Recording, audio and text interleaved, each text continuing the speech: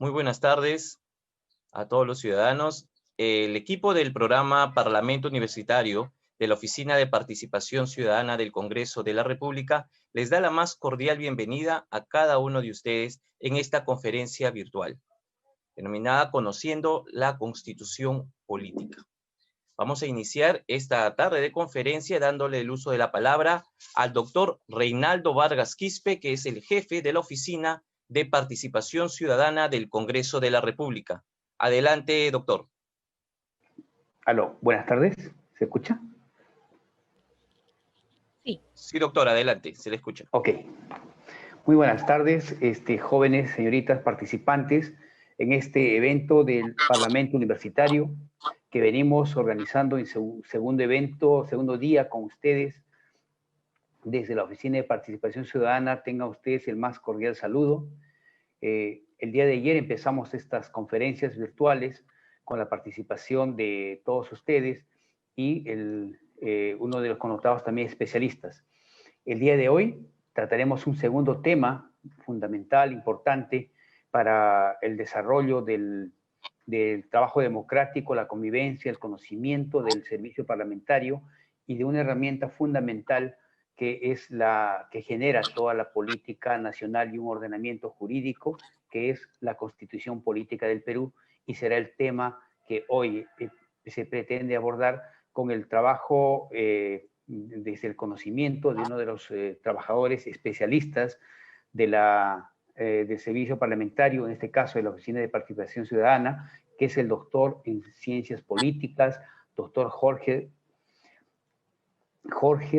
Rioja Vallejos. Él es un especialista, experto, conocedor en este tema. Actualmente también viene desarrollando un curso virtual al cual también les convocamos a ustedes a que se puedan suscribir para continuar profundizando sobre este tema. Permítanme un poco comentarles la trascendencia de nuestro expositor, el doctor Jorge Rioja, doctor en Derecho y Ciencias Políticas por la Universidad Nacional de Trujillo, doctor en Derecho por la Universidad de las Peruanas, maestro en Derecho Constitucional por la Universidad Federico Villarreal, abogado por la Universidad Nacional Mayor de San Marcos, fedatario, juramentado con especialización en informática por el Colegio de Abogados de Lima. También cuenta con estudios concluidos de maestría en Realidad Nacional, Defensa y Desarrollo en el Centro de Altos Estudios Nacionales. Es licenciado además en Comunicación por la Universidad San Martín de Porres. También se desempeña como docente en pre y posgrado en diferentes universidades privadas y nacionales del Perú. Entonces, como ven, tenemos un especialista que tiene todas las credenciales que nos permita hoy, les permitirá a ustedes jóvenes transmitir más allá de contenidos teóricos solamente, sino sobre todo una experiencia práctica en el servicio parlamentario.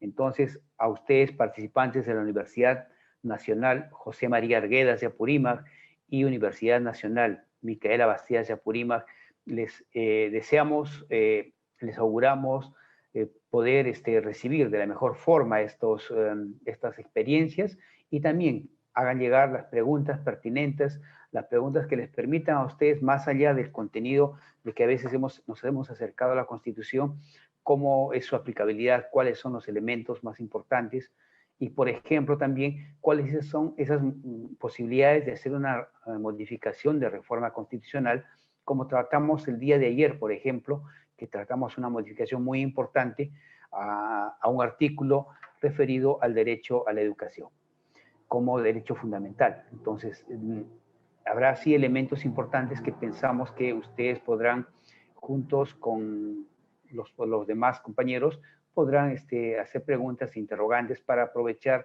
y poder seguir profundizando en este tema sobre la Constitución. Comentarles también que en este proceso de inducción que estamos teniendo en este programa Parlamento Universitario, se pretende llegar a un tema siguiente, posterior, esperemos en las próximas semanas, para tratar de trabajar el mismo funcionamiento del servicio parlamentario a través de un trabajo en comisiones y tratar de experimentar, vivenciar lo que significa un pleno parlamentario. Entonces, estamos en esa es la dinámica mayor que nos permite esta organización desde el área de educación de la Oficina de Participación Ciudadana y de todo el equipo del programa Parlamento Universitario que se viene organizando y preparando para que ustedes puedan imbuirse de estos elementos y participar en política, participar en forma informada y participar sobre todo haciendo uso de su derecho ciudadano,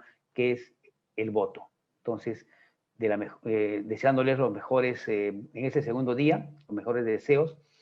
Sin más, les dejamos entonces al doctor Jorge Rioja Vallejos para que tenga la ponencia conociendo la Constitución Política del Perú. Muchísimas gracias.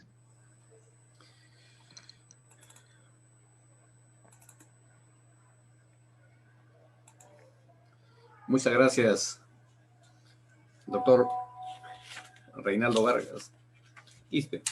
Igualmente hago extensivo mi saludo al licenciado Reinaga, jefe del área de nuestra oficina, así como también a los estudiantes de la Universidad Micaela Bastidas, que nos acompañan con su coordinadora, la colega doctora Hilda Guaigua, así como también a los participantes de la Universidad Nacional José María Arguedas, con su coordinador, el doctor Tiburcio Rufino Solano, y los estudiantes que nos acompañan. Damas y caballeros, estimados amigos, el desafío mayúsculo que tenemos en nuestro país quizá empieza por ubicarnos en el contexto de qué país tenemos y qué país queremos. Nos encontramos en un escenario de celebrar, para muchos dicen celebrar, para otros a veces lamentar, el contexto de que somos una república que va a cumplir 200 años de proclamada independencia. A la fecha hemos tenido varias constituciones, siendo la última de 1993 la que está vigente y respecto a la cual haremos algunos alcances y análisis de su contenido, con la finalidad y objeto de que cada uno de nosotros debe internalizar el contenido de la misma, que gira en torno al reconocimiento de los derechos fundamentales de la persona. Pero para ello, quizá el primer punto de partida es tener que ubicarnos en el escenario siguiente.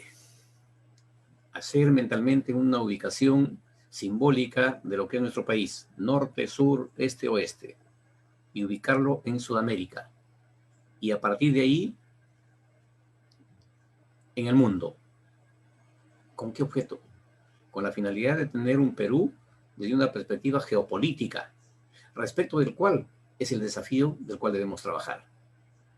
Consecuentemente, definido ese escenario de que para que una constitución tenga vigencia, requiere de un Estado, y el Estado requiere de tener elementos constitutivos, para que, por convención, en este caso jurídica constitucional, se admite que un Estado puede existir, con una excepción naturalmente, cuando reúne los elementos que son territorio, población y poder. La excepción nos estamos refiriendo al Estado Vaticano. En ese contexto, el Estado, con el elemento población, es el titular del derecho político, esta población. Y como tal, tiene la facultad de, mediante sus representantes, darse una constitución. Según el derecho comparado y la doctrina, se reconoce dos vías de dar una constitución. Por supuesto, ya en estos tiempos, porque en el inicio de la formación de los estados, cuando están en el escenario llamado tabula rasa, es decir, donde no existe nada, tenemos las constituciones otorgadas, en este caso, que los daban casi siempre los monarcas.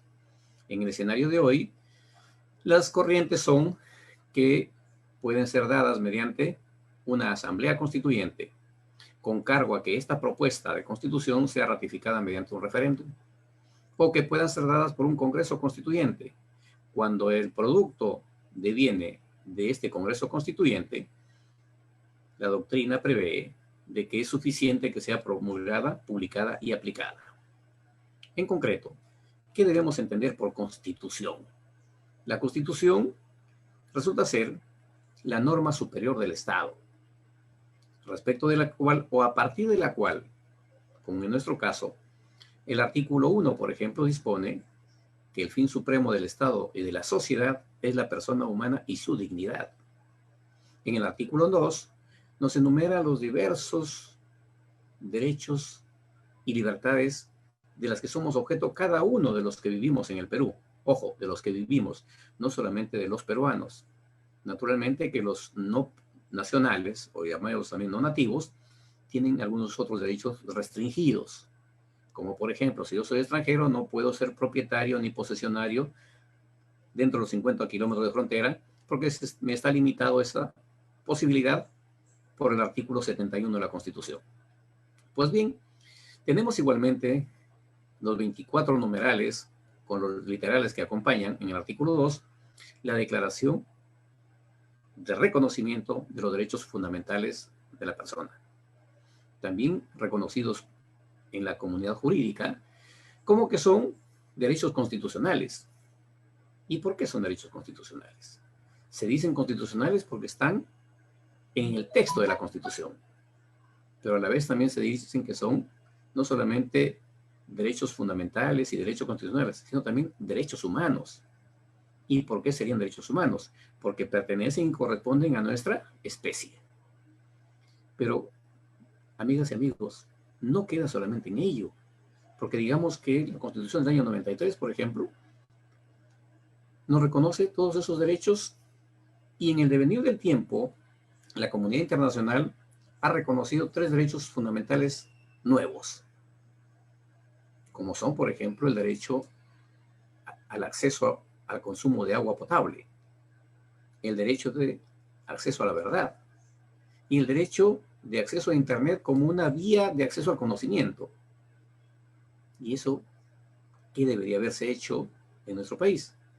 Que el legislador, que es producto del artículo 90 de nuestra Constitución, tendría que haber hecho las reformas constitucionales pertinentes para que sean incorporados estos nuevos derechos a mérito de ¿qué? De lo que establece el artículo 3 de la Constitución, que literalmente dice que lo enunciado en el artículo 2 no es, digamos, pues número pétreo o caso cerrado, sino que se pueden incorporar nuevos derechos como los que he referido. En ese devenir del tiempo, nuestro Congreso ha aprobado, por ejemplo, el artículo 7A, reconociendo el derecho de acceso progresivo al servicio de consumo de agua potable a los que vivimos en el Perú. Nos está faltando, digamos, la inclusión o la incorporación del derecho de acceso a Internet como una vía de acceso al conocimiento y también del derecho de acceso a la verdad. Pero ojo, estamos en el trámite, se diría, y entiendo que progresivamente seguramente se van a reconocer estos derechos de manera constitucional, porque sí están reconocidos ya a nivel de jurisdicción, si se quiere, pues en el ámbito de las decisiones del Tribunal Constitucional, como es el derecho de acceso a la verdad y también el derecho de Internet. Consecuentemente, la Constitución, desde su concepción, desde su construcción, el constituyente, ya sea en la Asamblea o ya sea en el Congreso, gira su accionar en 2 columnas fundamentales, la dogmática y la orgánica. La dogmática es la que tiene que ver con los derechos fundamentales que hemos estado conversando y, por supuesto, la orgánica tiene que ver con lo que es la estructura administrativa del Estado. Y ahí quiero comentarles un escenario particular que viene al caso producto de la coyuntura sociopolítica que tenemos en el Perú a la fecha. Me estoy refiriendo al contexto de lo que establece la Constitución para los candidatos al Congreso. El artículo 90 dice que para ser candidato al Congreso hay que ser peruano de nacimiento. El artículo 110, cuando se refiere a quienes pueden ser candidatos para la presidencia de la República, dice que pueden ser candidatos los peruanos por nacimiento. Y me permití hacer una búsqueda en los vecinos países que tenemos, los más próximos, y que son 2 de los países que en los últimos 10 años han construido una nueva constitución, como son el caso de Bolivia, por ejemplo. Aprueba el Congreso una ley llamada especial y el presidente Morales es quien lo promulga. Y no tiene número la ley, simplemente dice ley del 6 de marzo del 2006. Y fíjense lo que dice como requisitos para ser constituyente, para dar la nueva constitución para Bolivia. Y me pareció interesante, por eso es que me he permitido hacer la referencia. Solo para efectos, reitero, estrictamente académicos. Dice lo siguiente en el artículo 7. Para ser elegido constituyente se requiere ser boliviano de origen, haber cumplido 18 años de edad al día de las elecciones, es decir, en la convocatoria podría inscribirse si le faltan de repente 2 o 3 meses para las elecciones. Y algo interesante que encontré, los varones mayores de 21 años haber cumplido los deberes militares. Y en el caso de Ecuador, dice que para ser constituyente, por supuesto también hay requisitos. Y aquí sí se refiere, en este contexto, algo similar al artículo 110 que tenemos en nuestra norma superior del Estado. Dice que para ser constituyente hay que ser ecuatoriano por nacimiento. Solamente de referencias para que vean ustedes el contexto de las nomenclaturas que hay y qué diferencia hay. Se es peruano de origen o de nacimiento cuando nacemos en el Perú. Y se es peruano por nacimiento cuando nacemos fuera del Perú, pero somos hijos de peruanos. Y previo el proceso de inscripción en los consulados, se nos otorga la nacionalidad peruana. Dicho ello, continuamos con lo que nos ha dejado nuestra Constitución, o nos ha dejado el legado de la historia de nuestro país desde 1821. Es conocido que nuestra primera Constitución fue dada en este caso promulgada el 12 de noviembre de 1823. Y aquí hay una, de repente, pequeña discrepancia académica respecto a cuántas constituciones tendríamos a la fecha. La mayoría de académicos afirma que serían 12. Nuestro parecer personal, profesional, es que la fecha son 18. Por la razón siguiente. Nosotros partimos del escenario del proceso constitutivo del Estado, es decir, del estatuto provisorio, reglamento provisional, las constituciones de la Convención Peruano-Boliviana y hasta la Constitución Gaditana. Es decir, todos estos instrumentos o atisbos o intentos de constituir el Estado, en nuestra opinión, son actos decisorios para que tengamos el Estado o país que tenemos hoy. Con ello, decíamos que el contexto constituyente en nuestro país, por supuesto, está determinado en la Constitución, en su artículo 206, que da de repente la expresión más clara.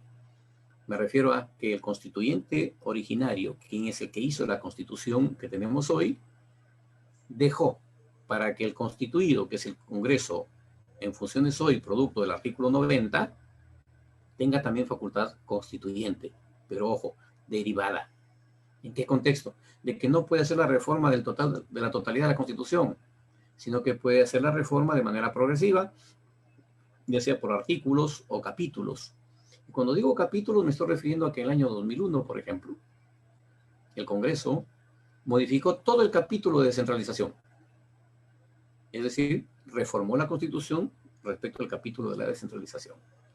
A la fecha, amigas y amigos, creo que sobrepasamos ya las 30 reformas constitucionales, siendo la última la que refería nuestro jefe de la oficina en relación a lo que es el artículo 16 de la Constitución, al declarar que la educación es un derecho fundamental.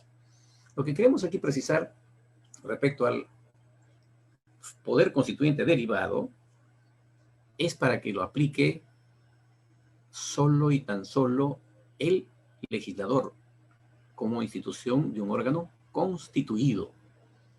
Y este poder constituyente derivado es solo y tan solo para modificar el texto de la Constitución.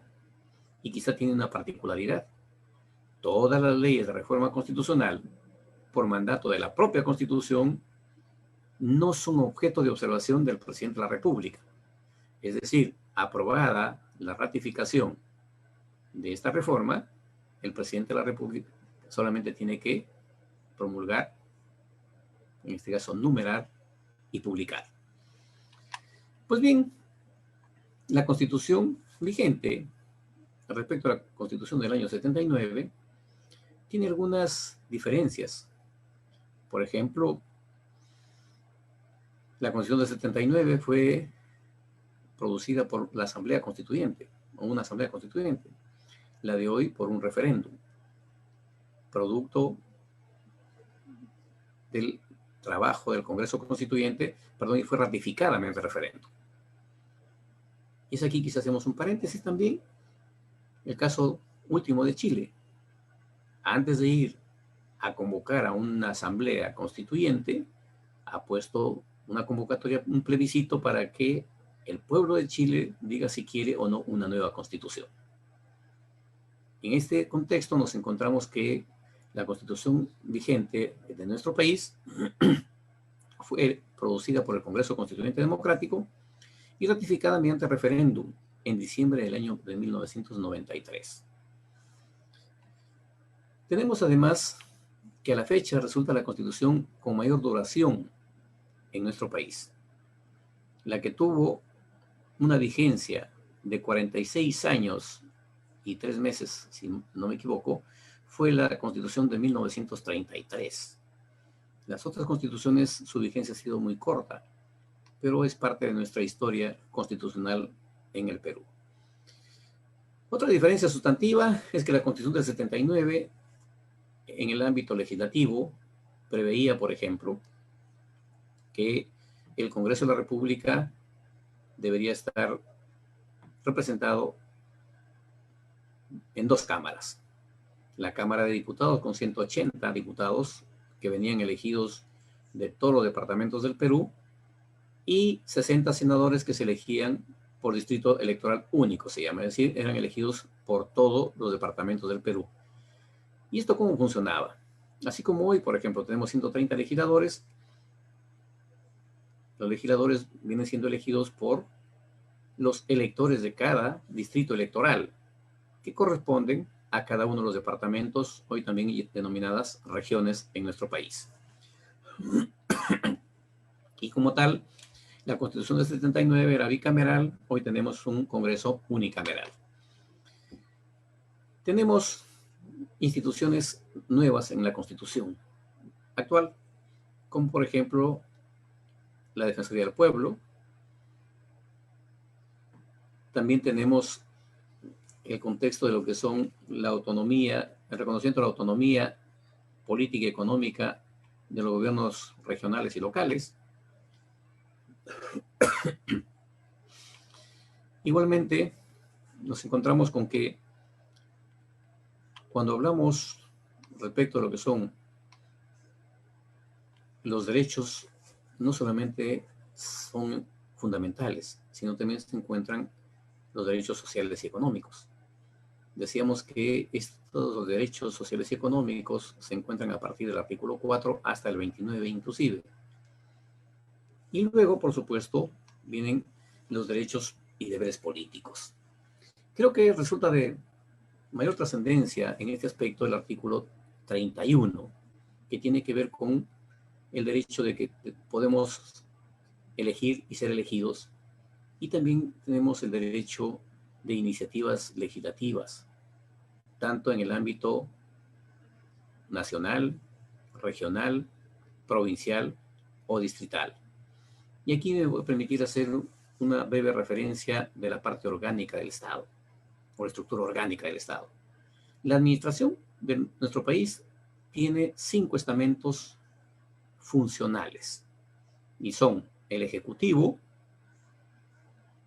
en este caso los gobiernos regionales, los gobiernos locales provinciales, los gobiernos locales distritales y los gobiernos locales de los centros poblados menores. Tenemos 5 estamentos y la estructura es, digamos, piramidal. Consecuentemente, por mandato de la propia Constitución, las leyes orgánicas, en todo caso los gobiernos regionales y gobiernos locales, Y la necesidad que tenemos en el Perú de tener no solamente legislación en un determinado momento, sino que el titular de la administración del Estado resulta ser el Ejecutivo. El titular de la producción de leyes es el Congreso.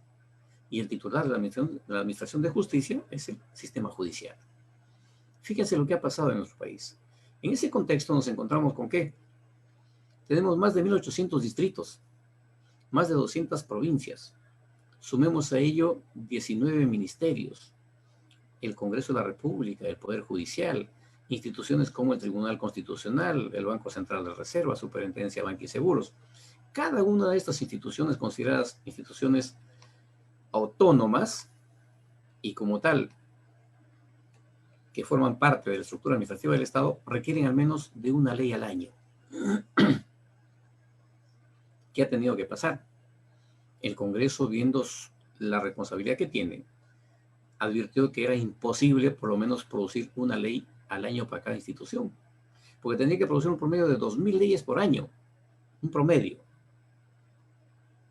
Y nuestro Congreso a veces llega de repente a 1.500 o 2.000 en 5 años. ¿Qué hace el Congreso como respuesta para que el aparato administrativo del Estado no se pare, continúe funcionando? Mediante la Ley Orgánica de Gobiernos Regionales, en su artículo 37, delega facultad legislativa al Consejo Regional para que éste produzca ordenanzas regionales con rango de ley y resuelvan los problemas del departamento o región llamada hoy.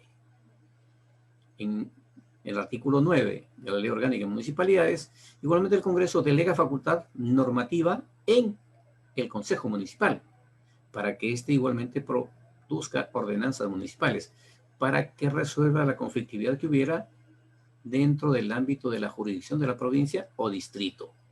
En estos últimos tiempos ha aparecido, entiendo, presumo que debe ser de buena intención, que los centros poblados menores, los municipios, los centros poblados menores, también están reclamando esa facultad normativa.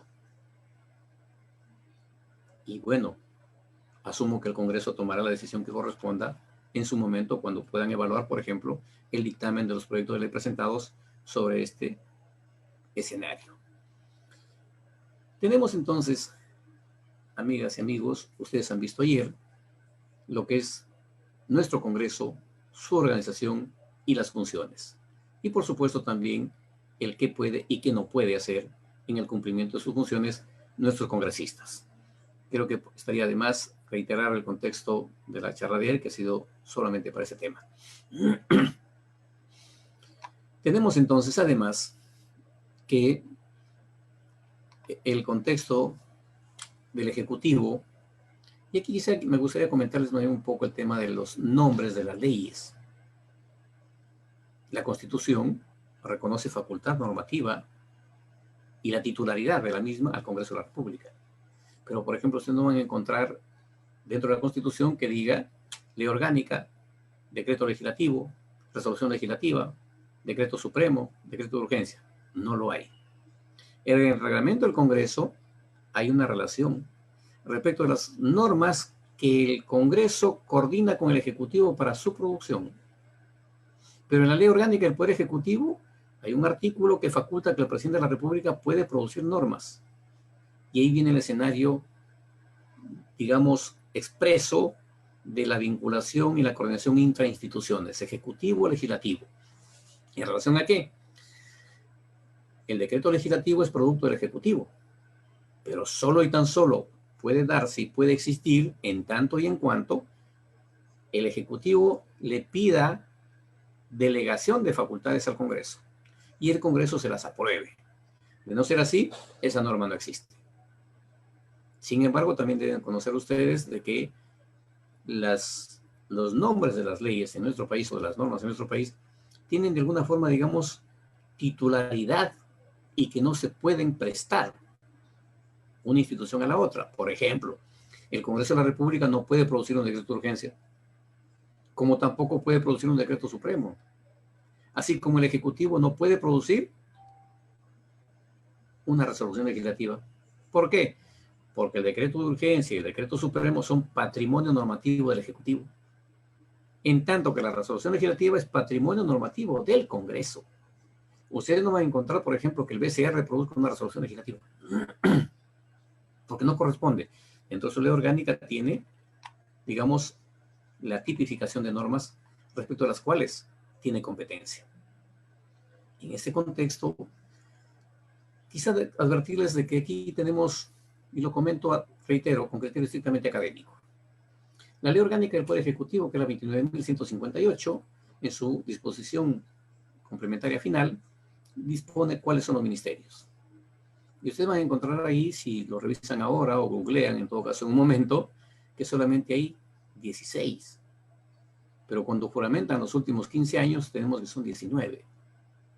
Resulta que hay 3 ministerios que no están reconocidos en la ley orgánica.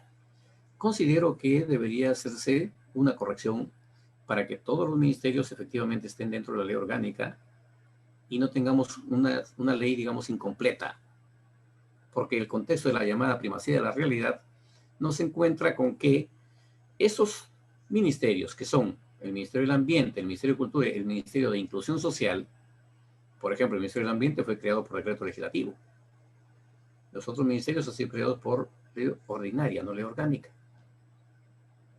Existen, sí, y han sido convalidados por el Congreso, sí.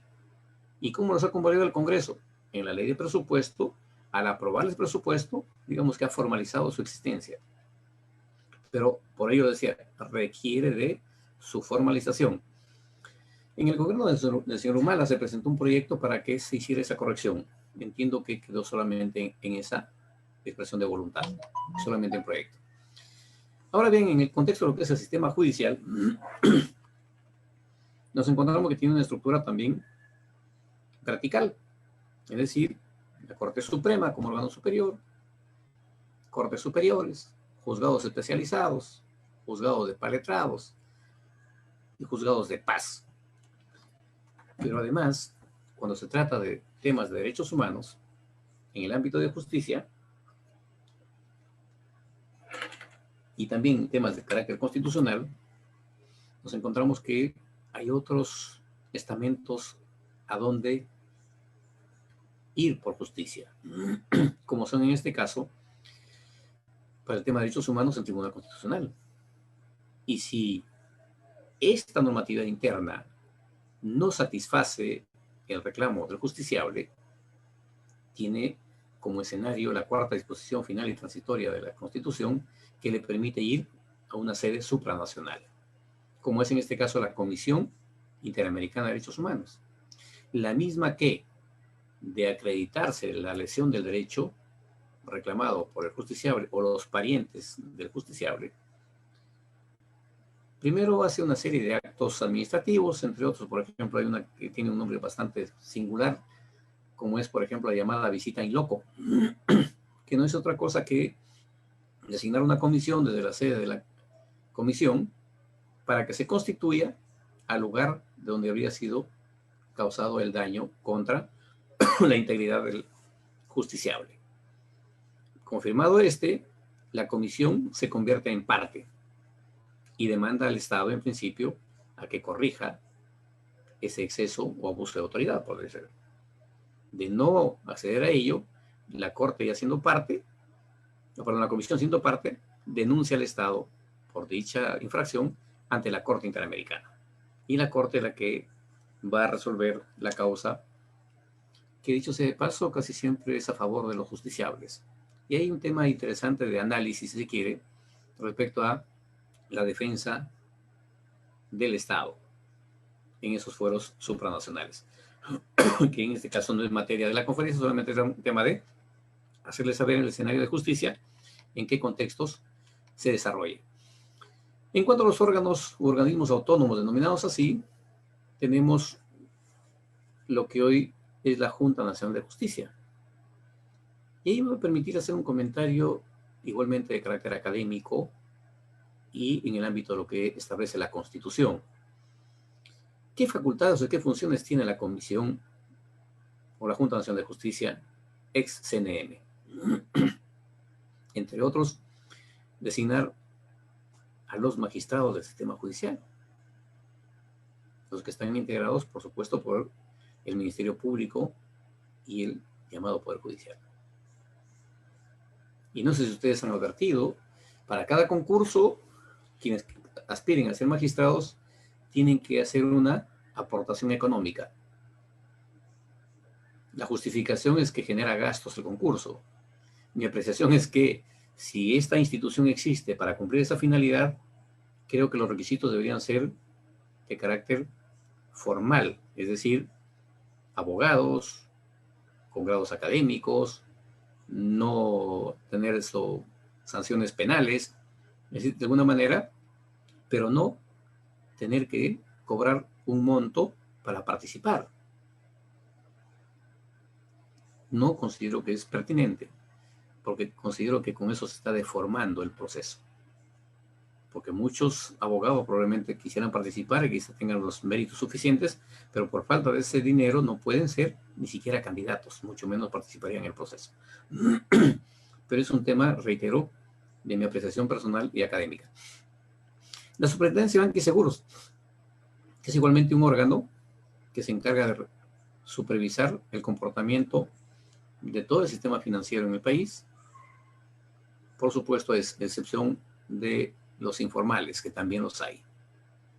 Y en estos últimos tiempos hay que tener mucho cuidado respecto de la promoción de inversiones en moneda virtual, también conocida como Bitcoin, que está cobrando mucha vigencia en el Perú. Para que tomen precauciones, les comento de un caso específico que tuve la ocasión de conocer, un ciudadano en el departamento de La Libertad, o región de La Libertad, consiguió invertir 10 millones de soles en Bitcoin. Su broker supuestamente era en Panamá.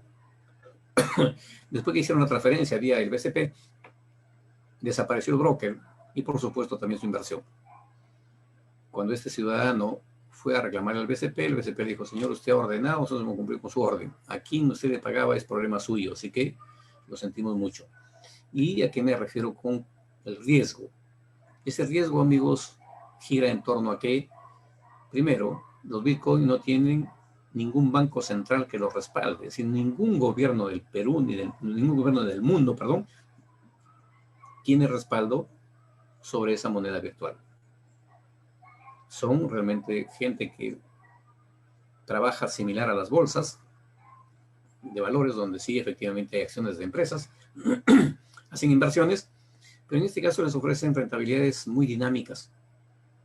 Y como tal, por supuesto, el riesgo es muy alto y también se puede ganar, dicen muchos, y perder todo también, como el caso que les he comentado, que el problema es mayúsculo, porque no hay juzgado ni justicia en el mundo ante la cual se pueda demandar la estafa, que en este caso vendría a ser. Luego tenemos el Ministerio Público, por mandato de la Constitución y su ley orgánica, es el titular de la acción penal, que en estos últimos tiempos, en mi opinión igualmente académica, ha cambiado su rol. Es decir, el Ministerio Público tiene la obligación de acreditar la comisión del delito para acusar a algún justiciable que está investido de la presunción de inocencia. En los últimos tiempos, el Ministerio Público ha, digamos, si no borrado, por lo menos ignorado ese principio, que además es un derecho constitucional, de la presunción de inocencia, y presume a los imputados de algún delito de culpables para que estos demuestren su inocencia, lo cual considero que no está bien. Debería recobrar su origen y como tal, quizá podamos mejorar de repente la apreciación de la propia población en relación al actuar del Ministerio Público. La Contraloría General de la República, en verdad es una institución, creo, de mucha importancia, pero sus resultados no son trascendentes para lo que es la gestión pública. Porque si fuera trascendente, realmente considero que no estaríamos hablando de tanta corrupción en el Perú. El Banco Central de Reserva se encarga de ver el contexto de las reservas nacionales y, por supuesto, de la estabilidad monetaria. Tenemos igualmente el Jurado Nacional de Elecciones, que es el órgano encargado de la justicia electoral, que en estos días está trabajando el próximo proceso electoral del año que viene con los candidatos ya inscritos. También tenemos que la Oficina Nacional de Procesos Electorales es el órgano encargado de hacer el proceso electoral. La RENIEC es la encargada de entregar el padrón de elecciones el padrón electoral, para las elecciones convocadas. Y el Tribunal Constitucional, que es una institución, decíamos, tutelar también del Estado, que en estos últimos tiempos está hasta cierto punto, digamos, pues, en cuestión por las diferentes peticiones que han ido en este caso de las instituciones tutelares del Estado, como por ejemplo convocándolos para que resuelvan los conflictos de competencia que se invocaba tanto del Ejecutivo como del Legislativo. Igualmente tenemos, amigos, que como decisiones para estos efectos, en cuanto se refiere a qué hacer con la Constitución o cómo conocer la Constitución, yo considero que todos debemos darle una lectura a la Constitución para saber por lo menos qué derechos nos reconoce y sobre ellos poder defenderlos en los estamentos administrativos igualmente del Estado que correspondan. Esto es, por ejemplo, ¿no? ¿Qué pasa si en estos últimos días el Tribunal Constitucional ha reconocido que todos tenemos derecho a la protesta? ¿Pero en relación a qué? ¿Protesto bajo qué modalidad? ¿Qué consecuencias tiene mi protesta? Porque recuerden ustedes que también hay leyes que prohíben, por ejemplo, el cierre de carreteras o la toma de aeropuertos, a efectos de que se estaría lesionando el derecho ajeno. Es decir, mi derecho no puede estar en colisión con el derecho ajeno. Entonces, nos encontramos con que a la fecha tenemos, digamos, todo, pero tenemos que empezar a seleccionar efectivamente cómo ejercemos esos derechos que la Constitución nos reconoce y que el ordenamiento legal permite ejecutarlos. Quizá para reiterarles en el contexto de lo que es el tema de las garantías, en este caso la reforma constitucional, antes ver el contexto de lo que establece las garantías constitucionales. Amigas y amigos, la Constitución vigente reconoce garantías constitucionales a las cuales todos los nacionales podemos acudir para proteger lo que tiene como declaración la Constitución en su artículo 1, su artículo 2, artículo 3, todos los derechos sociales, económicos y políticos, más lo que dispone la cuarta disposición final de la Constitución, o es complementaria con esta. ¿Y esto qué significa? De que todos nosotros podemos postular, por ejemplo, un proceso de habeas corpus. Procede cuando hay afectación de la libertad individual. Y aquí en este caso tenemos un ejemplo muy interesante para el Perú. Muchos de los aquí oyentes probablemente no sé si conocen Lima, y si lo conocen, enhorabuena. Les comento que para llegar al aeropuerto había que ir por una avenida que tiene el nombre de Avenida Fosse. El alcalde del Callao, hace unos 20 años atrás, instaló un peaje que estaba a 2 kilómetros de llegar al aeropuerto y de salida también. Los que ingresábamos al aeropuerto había que pagar peaje y los que salíamos del aeropuerto igual peaje. Entonces un ciudadano presentó un habeas corpus y decía, no señor, yo vivo en la zona, no puedo estar pagando peaje doble. El juez le otorgó su habeas corpus a favor, exonerándolo del peaje. Lo anecdótico es que era el único que pasaba con su sentencia del juez y no le cobraban el peaje. Y todos los demás había que pagar el peaje. ¿Por qué? Porque el habeas corpus es solo para una persona, no para todos. Es decir, es un derecho personal, no es un derecho difuso. Bien, los amparos, por supuesto, el abogado de la acción de amparo, tiene igualmente, procede ante la omisión o vulneración de un derecho constitucional y que no esté protegido por el habeas corpus, es decir, que sea ajeno a la libertad. Tenemos igualmente el habeas data, que en estos últimos tiempos tiene alta significancia en relación a que todos podemos pedir información a cualquier dependencia pública. Y en este aspecto considero que en nuestro país, con la decisión que ha tomado el Congreso actual respecto de no aprobar, por ejemplo, no ratificar, perdón, el acuerdo de Escazú, considero que va a tener menos problemas las gestiones de gobierno futuras. la acción de inconstitucionalidad. Este proceso de garantía constitucional se postula contra leyes, decretos legislativos y toda norma con rango de ley, en las que se incluyen las ordenanzas municipales y ordenanzas regionales. No se puede postular, por ejemplo, sobre un decreto supremo. ¿Por qué? Porque un decreto supremo es una norma administrativa. Y para las normas administrativas, la Constitución ha previsto, o el constituyente ha previsto y dejó en la Constitución, el proceso de acción popular. Es decir, ¿podemos postularlo contra un decreto supremo? Sí. ¿Se puede postular una acción popular contra un decreto de urgencia? No. Oiga, ¿y por qué no? Si el decreto de urgencia no es una ley, es una norma administrativa. Sí, efectivamente. El decreto de urgencia en la jerarquía de normas es la norma de mayor jerarquía administrativa del Estado.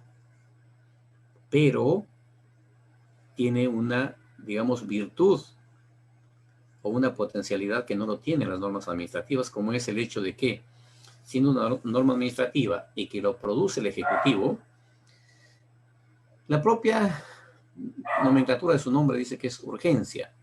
Y esta urgencia, por supuesto, conlleva que tiene que ser ante un escenario de calamidad pública. Y como tal, el Ejecutivo tiene que dar respuesta inmediata. Por lo tanto, va a disponer de recursos económicos. Por ese solo hecho de disponer de recursos económicos, el Congreso de la República está facultado para hacerle control político y adquiere, digamos, la condición de cuasi ley, respecto de los cuales se tiene que postular un proceso de inconstitucionalidad, si es que el Congreso, por ejemplo, no lo deroga, pero si lo confirma, prácticamente no hay nada que hacer. Y luego tenemos el proceso de cumplimiento, y este proceso o garantía constitucional se postula contra cualquier autoridad que no quiera cumplir, ya sea lo dispuesto por una norma legal, un acto administrativo o una resolución judicial.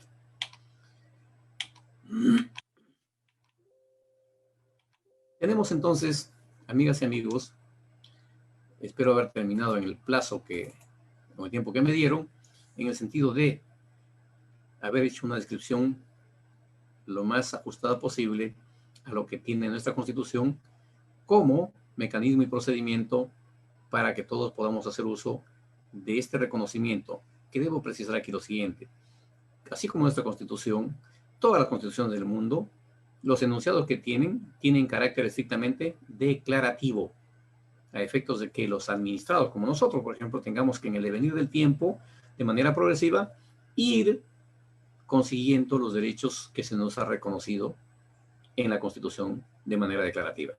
Muchas gracias. Buenas noches. Muchas gracias, doctor Jorge Rioja, por la excelente ponencia que nos ha brindado esta tarde. Estoy seguro que las personas que nos han acompañado, nos están acompañando a través del Facebook Live, así como del Zoom, han sabido aprovechar al máximo lo mencionado por usted. Pero sabemos que siempre quedan dudas y preguntas. Es por esa razón que vamos a iniciar entonces nuestra rueda de preguntas. Les pediría, por favor, que si alguien tuviera alguna, sírvase levantar la mano para darle el uso de la palabra, y también quienes tengan problemas con el audio pueden escribirlo a través del chat y nosotros le transmitiremos al expositor. Ok, adelante, si hubiera alguna pregunta, por favor.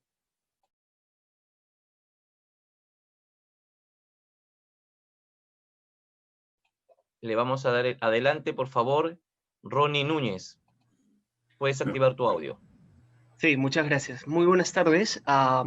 De hecho, una duda muy peculiar respecto a las transacciones de Bitcoin. ¿En Perú tenemos algún marco legal que regule estas transacciones de estas criptomonedas? Lamentablemente no hay norma alguna. Como no hay norma inclusive que habilite, por ejemplo, el comercio electrónico, digamos, de manera formal. La mayoría de los actos de esta naturaleza se hacen de estricta buena fe. Es decir, podemos ser objeto de un phishing, por ejemplo, y lamentablemente solo queda a cuenta del actor o del interesado en hacer ese tema. Muy bien, muchas gracias, doctor. Por favor, John VP, puedes activar tu audio y formular tu pregunta.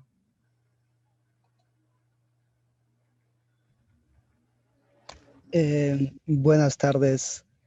Buenas tardes. Me gustaría pedirle si por favor podría eh, explicar un poco más en detalle sobre las vías que contempla la Constitución, por las cuales se podría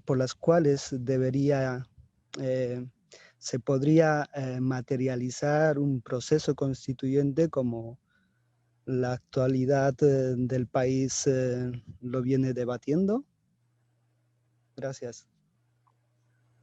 A ver, amigo, debo asumir que usted desearía que le diga si debe o no darse una nueva constitución. ¿Es así para poder precisar la respuesta? Hola, hola. Don Alex, ¿o quién fue el que preguntó? Sí, está con su audio activado, por favor, puede... Si la idea es que precisara si se refiere al escenario de que se debe dar una nueva constitución para poder precisar la respuesta. Porque debo precisarle también lo siguiente cuando he hablado del tema constitucional que se da en estos días. La administración pública no puede estar con actos fuera de la Constitución. Como tal, todos los actos son constitucionales y todo gira en el marco de la Constitución. Por eso le pedía si puede precisar a qué se refiere respecto de lo que se quiere, lo que se postula como la necesidad de una nueva Constitución, o a qué se refería con la pregunta. Adelante, señor Young, tiene activado su audio. Gracias. Me refería en el sentido de qué vías existen, qué vías legales existen para, para viabilizar un proceso constituyente. Un proceso constituyente, bueno, debo deducir de su inquietud que se refiere a una nueva constitución. En el ordenamiento legal peruano no tenemos ninguno. En el caso que les he comentado de Ecuador y Bolivia, Ecuador, ¿cómo hizo? El presidente Correa, en ese entonces, mediante decreto ejecutivo, dice, convocó a la Asamblea Constituyente. En el Perú no tenemos ordenamiento legal que diga, por ejemplo, y menos en la Constitución, que pasados 10 o 20 o 30 años se puede convocar bajo tal o cual procedimiento a una nueva Asamblea o Congreso Constituyente para hacer una nueva Constitución. No lo tenemos. Igual que decíamos, por ejemplo, en el caso de Bolivia, sí, Bolivia aprobó una ley, pero le llamaron ley especial de convocatoria a la Asamblea Constituyente. Lo aprobó el Congreso, lo promulgó el presidente de ese entonces, Evo Morales, y se hizo la Constituyente, se aprobó una nueva Constitución, y por supuesto que pusieron algunos parámetros que me parecen interesantes, como por ejemplo que tenía que ser aprobado por los 2/3 del Congreso primero, y su ratificación tenía que ser por, fíjense lo que dice el artículo 25, por ejemplo, de esta ley. La Asamblea Constituyente aprobar el texto de la nueva Constitución con 2/3 de votos de los miembros presentes de la Asamblea. Y luego, dice, será sometida a referéndum. Concluida la misión, el artículo 26, la Asamblea Constituyente, el Poder Ejecutivo convocará referéndum constituyente en un plazo no mayor de 120 días. En dicho referéndum, el pueblo boliviano refrendará por mayoría absoluta de votos el proyecto de nueva Constitución. ¿Eso qué implica? Si, por ejemplo, son 10 millones de bolivianos, con 5 millones un voto, estaría aprobada la nueva Constitución. Porque está hablando de mayoría absoluta. Muchas gracias. Tenemos una pregunta que viene del Facebook. Doctor, el ciudadano Jaime Gutiérrez pregunta, ¿una ley entra en vigencia al día siguiente de ser publicada o es necesario reglamentarla, tener un reglamento? En principio, por principio general del derecho, se conviene en que la ley rige al día siguiente de su publicación. Solo y tan solo no sucede eso en tanto y en cuanto en la propia ley en alguna disposición especial o complementaria, disponga, por ejemplo, que su vigencia es en 90 o 180 días. Tenemos un caso concreto en nuestro país. Me refiero al Código Procesal Constitucional. Fue aprobado en diciembre y disponía que entraba en vigencia 6 meses después de su publicación. Y eso tuvo que dar, fue publicado en mayo, entró en vigencia en diciembre, una cosa así es. No tengo exactamente ahorita la fecha, pero la norma establece eso, 6 meses después de su publicación. Y por supuesto, sobre ese escenario de inaplicación de la norma vigente, hay una serie de teorías. Para algunos académicos dicen que eso es un vacatio legis. Y el vacatio legis lo entendemos como que es la ley de vacaciones, ¿no? Sin embargo, para mí considero, desde mi perspectiva académica, de que eso no corresponde al vacatio legis, porque el vacatio es de vacío en la ley, es decir, lo que está una ley incompleta. Para mí considero que es un escenario de ocio legislativo, es decir, la ley está vigente, pero está ociosa. Gracias. Bueno, vamos con una última pregunta, por favor. Adelante, el ciudadano Amair Flores Ramírez, ¿puede activar su audio? Buenas noches, ¿se me escucha? Sí, señor, adelante. Pues muchas gracias. Buenas noches, señor ponente. En esta oportunidad me encantaría saber más o menos cuáles son las falencias o cuál es el problema fundamental que atraviesa, que tiene que atravesar nuestra Constitución, cuáles son los problemas que tiene y cuáles se deben solventar. Porque ya se ha hablado de una asamblea constituyente, que el pueblo tiene que realizar derecho por sí, ¿no? De establecer un poder constituyente y así mismo la asamblea constituyente. En ese caso, ¿por qué se menciona esto? Porque la ciudadanía no está conforme con la Carta Magna. Estimado amigo, si podría mejorar su sonido, no se le escucha nada. Está muy entrecortado.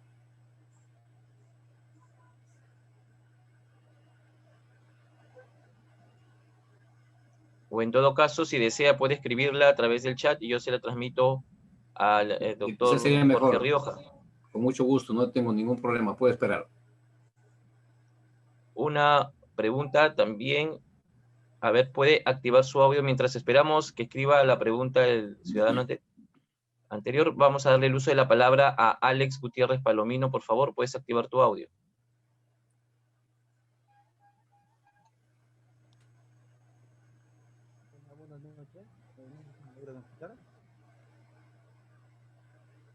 ¿Puede hablar un poco más alto, por favor, más fuerte? No se le escucha.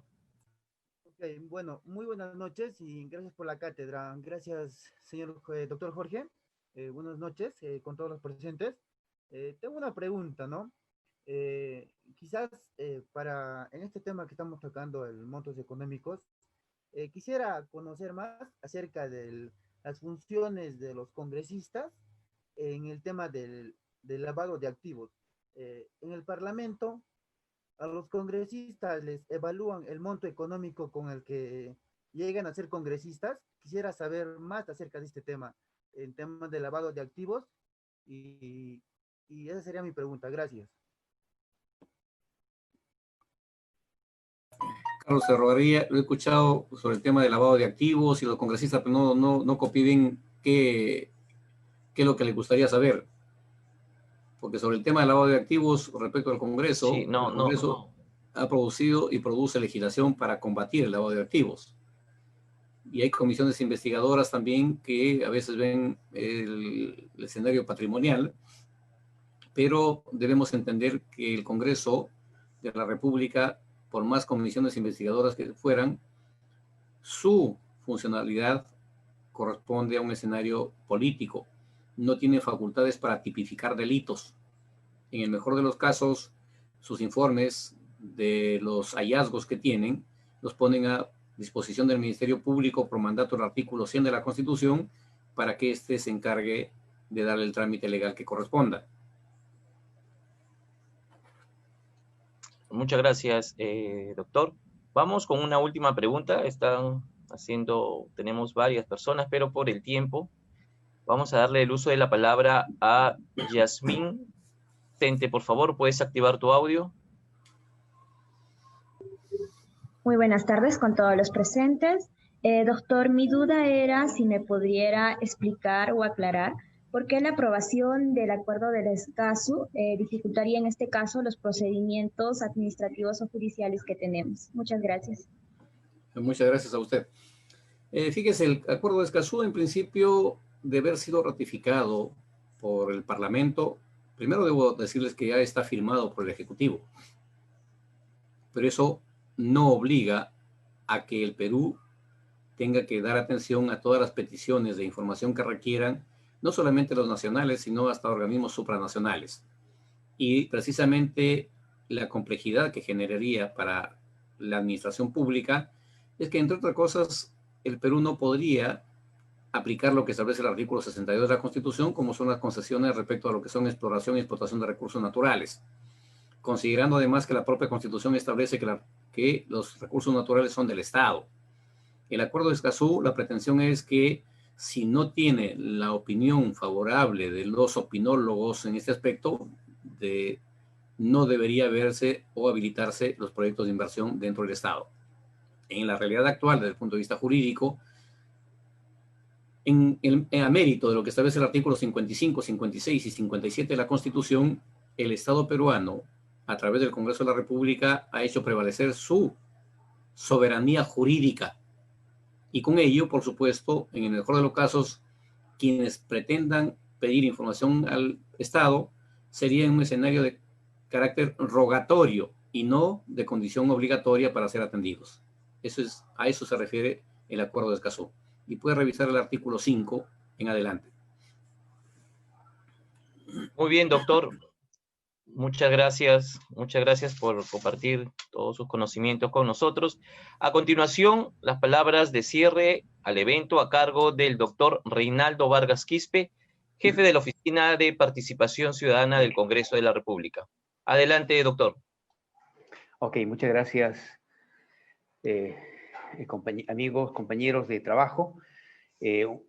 Un saludo nuevamente cordial al doctor Jorge Rioja Vallejos. Realmente fue muy interesante su exposición y sobre todo toda esta parte, segunda etapa de las preguntas en la cual los estudiantes de la Universidad José María Arguedas y de la Universidad Nacional Micaela Bastías de Apurímac pudieron vertir preguntas bastante interesantes, además diversas, que les permitan profundizar y sobre todo apelar a esa experiencia, vasta experiencia del doctor Jorge Rioja Vallejos.